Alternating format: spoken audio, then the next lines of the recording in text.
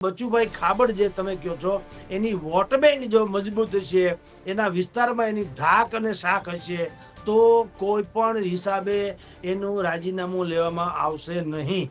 કારણ કે જો રાજીનામું આવી રીતે નોન પરફોર્મન્સ અથવા તો ભ્રષ્ટાચાર બેમાંથી એકના માપદંડના આધારે રાજીનામું જો લેવામાં આવતું હોત તો લગભગ અત્યારે અડધી પડધી સરકાર ઘરભેળી થઈ જાય. કોઈ ફરક નહીં. અલબત્તા નરેન્દ્ર મોદીની ગુજરાતની યાત્રા વખતે બચુભાઈનું કાંઈ થશે માની લેવાને કોઈ કારણ નથી. એ તો બધું સેટિંગ બેટિંગ ચાલતું રહેશે. પ્રજાને પણ કઈ ફેર નથી પડતો. રાજીનામું આપી દે તો ભલે અમથાઈ મેં તમને કીધું બચુભાઈ છે તો હું કાંદો કાઢી લીધો. વડાપ્રધાન નરેન્દ્ર મોદી પણ આવી રહ્યા છે 2 દિવસના પ્રવાસે, ત્યારે એકવાર ફરી ચર્ચા એ પણ બીજી બાજુ શરૂ છે કે શું બચુભાઈ ખાબડનું જે રેઝિગ્નેશન છે એ લેવામાં આવશે ખરી? શું બચુભાઈ એ પહેલા કે પછી એમના પ્રવાસ પછી કંઈક રાજીનામું લેવાશે એમનું? ના બેન, આમાં એવું છે, બચુભાઈ ખાબડ અત્યારે છે તો કઈ ફાયદામાં છે તો નહીં. જનતાના બચુભાઈ ખાબડના ન હોવાથી કોઈ મોટો ખાલીપો સર્જાવાનો નથી. કારણ કે એ છે તો શું આપણે કાંદો કાઢી લીધો? મને કહો, એ પંથકની જે વિસ્તારને લોકો છે જેણે બચુભાઈને ધારાસભ્ય બનાવી અને પ્રધાનમંત્રીમાં સમાવેશ કર્યા, ત્યાં શું થયું? મનરેગાનું કૌભાંડ આવ્યું બાયણે કે 80 કરોડ ખાઈ ગયા કે 50 કરોડ ખાઈ ગયા કે 90 કરોડ ખાઈ ગયા, 2 છોકરા. બરાબર. એટલે બચુભાઈનું રાજીનામું આવે કે ના આવે, એવા ઇન્ડિવિજ્યુઅલી કેસનો કઈ એમાં વડાપ્રધાનની રાહ જોવાની ન હોય. બચુભાઈને કાઢો.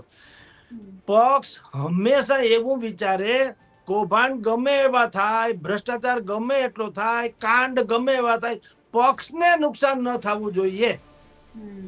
એટલે બચુભાઈને કાઢવા માત્રથી આદિવાસીથી માંડીને એ વિસ્તારની કોઈ પણ પ્રકારની વોટ બેંકને જો નુકસાન થવાનું હોય તો આ લોકો બચુભાઈને કાઢશે નહીં. વોટ બેંકને નુકસાન થવાનું હોય તો. પણ જો વોટ બેંકને નુકસાન ન થાય એવું હોય તો આ લોકો અડવાણીજીની પણ શરમ ભરતા નથી. આ ભારતીય જનતા પાર્ટીનું કલ્ચર છે, આપણે જાણીએ છીએ. અટલ બિહારી વાજપેયીની સરકારમાં ઉપ વડાપ્રધાન, તમે વિચાર કરો, અડવાણીજી નાયબ વડાપ્રધાન, એક અને ભારતીય જનતા પાર્ટીને દિલ્હીનું શાસન જેના થકી મળ્યું કે જેને દર્શાવ્યું એવા વડાપ્રધાન, નાયબ વડાપ્રધાન છે અડવાણીજી. એને આજે કોઈ પૂછવા જાય છે ખરું કેમ છો કેમ નહીં? ભલે ભારત રત્ન આપ્યું નરેન્દ્ર મોદીએ અને કેટલીક વખત હેલો એના જન્મ દિવસે કરી આવે છે, જુદી વાત છે. પણ માર્ગદર્શક મંડળ જે રચવામાં આવ્યું એ તો કાયદેસર મજાકનું પાત્ર બની ગયા. કારણ કે આજ સુધીમાં ક્યારેય મેં કે તમે એવું કમસે કમ સાંભળ્યું નથી કે તથાકથિત માર્ગ મંડળ જે છે, માર્ગદર્શક મંડળ, એને કઈ પૂછવામાં આવ્યું હોય ને એની કોઈ વાતને ધ્યાને લેવામાં આવ્યું હોય. એ શેનું માર્ગદર્શન રાજા રામ જાણે. એ લોકો પોતપોતાના ઘરમાં આવે, જીવે ત્યાં સુધી ખાય છે, મજા કરે, એ છે. બાકી એનું માર્ગદર્શન નથી માંગવામાં આવ્યું, નથી એનું કોઈ અમલવારી કરવામાં આવી. એવી રીતે બચુભાઈ ખાબડ જે તમે કહો છો એની વોટ બેંક જો મજબૂત છે, એના વિસ્તારમાં એની ધાક અને શાખ હશે તો કોઈ પણ હિસાબે એનું રાજીનામું લેવામાં આવશે નહીં. કારણ કે જો રાજીનામું આવી રીતે નોન પરફોર્મન્સ અથવા તો ભ્રષ્ટાચાર બેમાંથી એકના માપદંડના આધારે રાજીનામું જો લેવામાં આવતું હોત તો લગભગ અત્યારે અડધી પડધી સરકાર ઘરભેળી થઈ જાય. એવા દરેકના કાંડ છે, દરેકની એવી નિષ્ક્રિયતા છે. પણ મેં અગાઉ તમને બેન કીધું એમ, સૌમ્યાબેન, કે ભારતીય જનતા પાર્ટી પાસે પ્રચંડ બહુમતી છે અને પાછું વિપક્ષમાં કઈ દમ નથી. એટલે એ રગસિયું ગાડું ચલાવે જાય છે અને ગુજરાતમાં કોઈ કાંઈને પડી નથી. બધાને ખબર છે, ગુજરાત આખી જનતાને 6.5 કરોડની જનતા છે, એને ખબર છે કે સરકાર પાસેથી હવે કોઈ આશા રાખવા જેવું છે નહીં. અને આપણે આપ મુવ્યા વિના સ્વર્ગે ન જવાય, કામશો તો પામશો, નહીતર ભૂખે મરશો. એટલે સરકાર જેવી છે એવી, પ્રજાને કઈ પડી જ નથી. શું કામ એનું રાખે? કઈ છે કે સરકાર જેવું લાગે છે જગતમાં?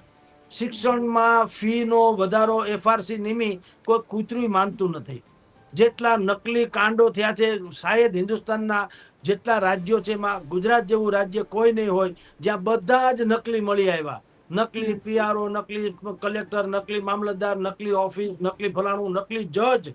બોલો, વિચાર કરો, હમણાં નકલી ઓલા ડીસીપી કે એવા આવ્યા હતા, એને કાઢી મૂકવા પડ્યા કે 23 વર્ષે ખબર પડી. બોલો કે આ પોલીસ વડા જે છે એ જૂનું, એ પોતાની જાતિ ખોટે ખોટી બતાવીને 23 વર્ષે ખબર પડી. આ સરકાર કેવી કહેવાય? અને ગાંધીનગરમાં નકલી જજ, તમે કલ્પના તો કરો, કોર્ટ ચલાવે, બાકાયદા કોર્ટ, અને એ ગાંધીનગરમાં. આમ ક્યાંક અંતરિયાળ ચલાવતા હોત તો એમ માનવામાં આવે કે ભાઈ ખબર ના પડી. ગાંધીનગરમાં નકલી કોર્ટ કાયદેસર બેસાડે, ચુકાદા આપે. કેટલા ચુકાદા આપ્યા ને કેટલાના ચુકાદા અમલમાં આવી ગયા, જમીનો લે વેચ થઈ ગઈ. તમે વિચાર તો કરો. હવે આમ છતાંય હજી જો આપણે એને સરકાર માનતા હોય તો આપણાથી વિશેષ બીજું કોણ હોય. એટલે કોઈ ફરક નહીં. અલબત્તા નરેન્દ્ર મોદીની ગુજરાતની યાત્રા વખતે બચુભાઈનું કાંઈ થશે માની લેવાને કોઈ કારણ નથી. એ તો બધું સેટિંગ બેટિંગ ચાલતું રહેશે. પ્રજાને પણ કઈ ફેર નથી પડતો. રાજીનામું આપી દે તો ભલે. અમથાઈ મેં તમને કીધું બચુભાઈ છે તો હું કાંદો કાઢી લીધો. એ પ્રજા તો એમ છે. પ્રજાને ક્યાં બચુભાઈ થકી કોઈ ફાયદો થયો? એના છોકરાને થયો 80 કરોડ રૂપિયાનો અત્યારે મનરેગાનું એક ખુલ્યું. ઈ આની પેલાનું ચૈત્ર વસાવે તો 200 કરોડનું બીજું ખોલ્યું હતું, એ જવા દઈએ. પણ આ રીતે બચુભાઈ અને એના પરિવારને ફાયદો થયો, પ્રજાને થયો એવું આજ સુધી આપણે સાંભળ્યું નથી. એટલે એના તો કોઈ મતલબ નહીં. નરેન્દ્ર મોદીની ગુજરાતની એટલે કચ્છ ભુજથી માંડી અને અમદાવાદ વડોદરા સુધીની જે અત્યારે ઓપરેશન સિંદૂર પછીની જે મુલાકાત કે પ્રવાસ જે છે એ નેરો દેખાડો છે, સરકારી ખર્ચે તાસીરો છે અને ડેમેજ કંટ્રોલ કરવાની જ ઘટના છે. એનાથી કોઈને પૂરો ચડવાનો નથી. કારણ કે નરેન્દ્ર મોદીની સરકારે સીઝ ફાયર કર્યું છે. સીઝ ફાયર કોઈના ગળે ઉતર્યું નથી અને એની આબરૂ એટલી ગઈ છે. એટલે એ ડેમેજ કંટ્રોલ કરીને ખોટે ખોટે તમને પ્રાણે જેને કહેવામાં આવે એમ કે ભાઈ રોડ શો કરશે ને આમાં બે બાજુ નૃત્યના કલાકારો ઠમક ઠમક, એની જે ટેવ છે દર વખતની જેમ એવું કરશે. અને સરહદી રાજ્યોમાં અમિત શાહને મોકલા, રાજનાથસિંહને મોકલા, પોતે આવે છે કે ભાઈ આપણે શૌર્ય જે આપણી સેનાએ બતાવ્યું છે એનો જશ્ન. તો ભાઈ સેનાએ શૌર્ય જે દાખવું છે એનું તો આખું ગુજરાત કાયમ એનું તો છે જ કે ભાઈ હકીકત છે. એમાં પ્રજાને સૈન્ય હારે લેશ માત્ર વાંધો કે વિરોધ નથી. વાંધો ને વિરોધ શું છે? તમે શેઢે આવીને શિરામણ શું કામ કર્યું?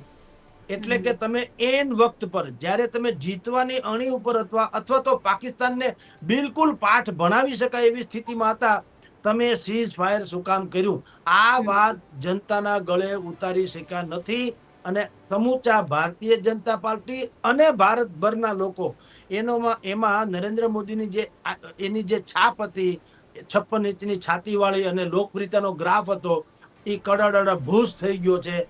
એટલે એને સમારકામ કરવા માટે થઈને તેઓ શ્રી પધારે છે.